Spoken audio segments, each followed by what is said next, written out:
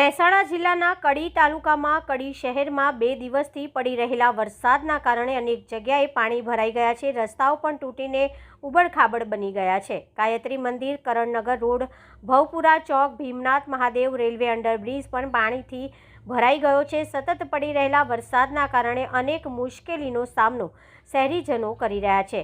Reporter Bhavesh Parikh, DT news live 24 Kadi.